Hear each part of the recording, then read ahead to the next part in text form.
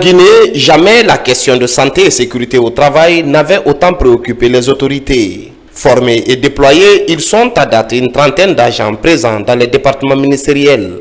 Ces points focaux jouent un rôle déterminant en matière de prévention et de gestion des risques d'accidents et de maladies professionnelles dans les services.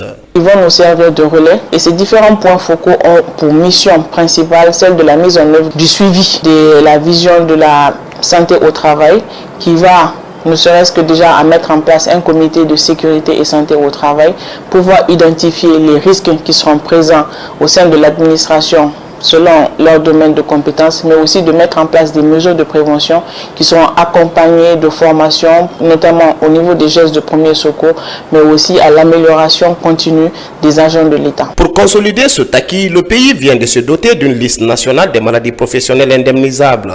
Le document, validé par les mandats tripartites, gouvernement, syndicats et patronat, est un instrument qui viendra faciliter la prise en charge de certaines pathologies contractées dans les services publics et privés. L'aboutissement de ce tableau nous a permis d'obtenir 92 maladies professionnelles pour la République de Guinée.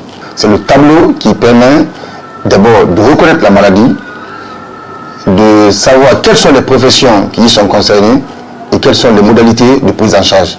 Les étapes suivantes, c'est bien évidemment la soumission du document au niveau du Conseil consultatif du travail et de l'ordre social.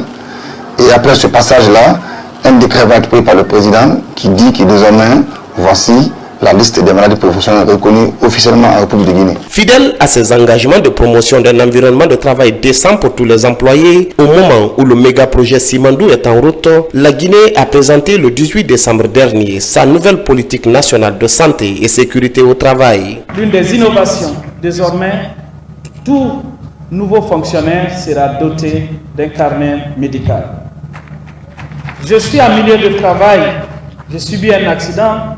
J'ai envie d'être secouru par un collaborateur pour avoir une assistance de transfert sanguin. Si je n'ai pas mon groupe sanguin identifié, comment je peux apporter secours?